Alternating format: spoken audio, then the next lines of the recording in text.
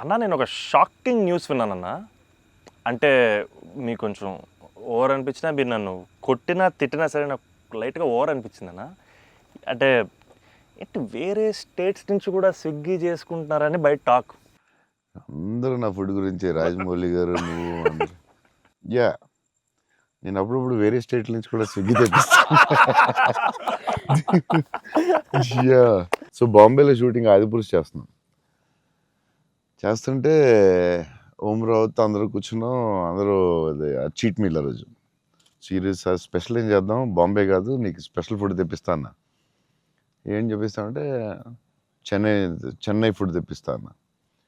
Okay అయితే Chennai food అని చెప్పి వెయిట్ చేస్తున్నాడు. 10 అయింది, 9 అయింది, ఏంటిది ఫుడ్ రావట్లేదు, నువ్వు ఇవన్నీ తినకు, ఈరోజు చెన్నై ఫుడ్ తినాలని. సరే ఓకే వెయిట్ చేస్తున్నా. 2 hours అయింది, ఇంకేంతసేపు అనండి.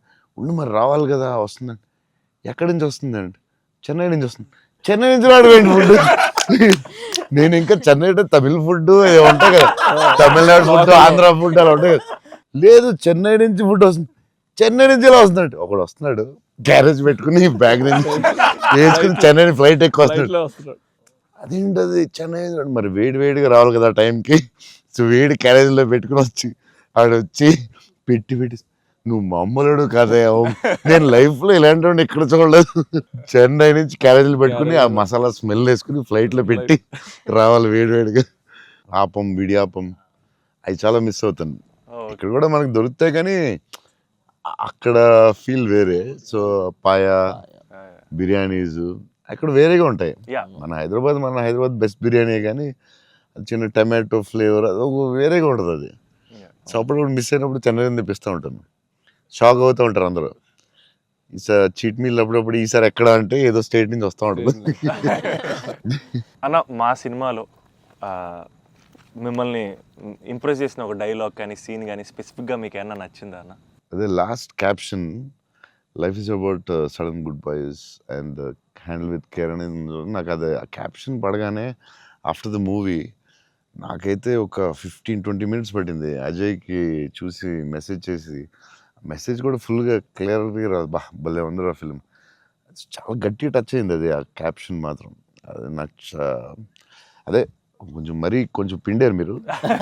బట్ బ్యూటిఫుల్లీ అదేదో డిప్రెసింగ్గా లేదు, బట్ అలాగని అలా కూడా లేదు, డార్క్ ఫిల్మ్ లాగా ఏం లేదు. It's very beautiful, very very beautiful. నాకైతే దిస్ ఫిలిం చాలా సంవత్సరాలు ఉంటుందని నా ఫీలింగ్. సో అమ్మాయి డైలాగ్ చెప్తాను అనేది ఇట్స్ సంతోష్ డైలాగ్. అది నేను నా లైఫ్ తప్ప ఎవరి లైఫ్ స్పాయిల్ నాశనం చేయలేదు అనేది ఎంత బాగా చెప్పావే.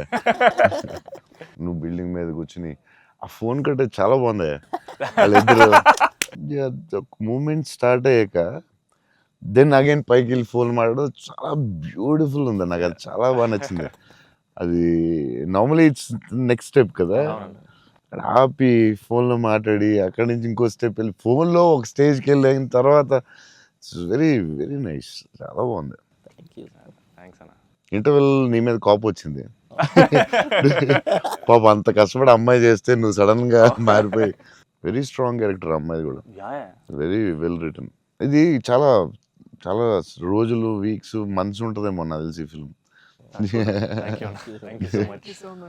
అండ్ నాకు అజయ్ చెప్పాడు, సంతోష్ వాజ్ లైక్ మధ్యలో సినిమా యాజ్ యూజువల్ అందరూ ఒక సినిమా రిలీజ్ అయినా ఇది కొంచెం చేయాలి, ఓ డాన్స్ పెట్టాలి అది అంటే, సంతోష్ వాజ్ వెరీ అటమెంట్ లైక్ లేదు మన ఇలా అనుకున్నాం, this is what the film is, ఇది మనం నమ్మాం, అలాగే చేయాలని you fat it. It's very good, very అంటే లేకపోతే ప్రతిసారి అందరూ కన్ఫ్యూజ్ అవుతాం మధ్యలో. దట్స్ వెరీ అంటే ఎక్స్పీరియన్స్ వాళ్ళు తప్ప మామూలుగా చేయలేరు.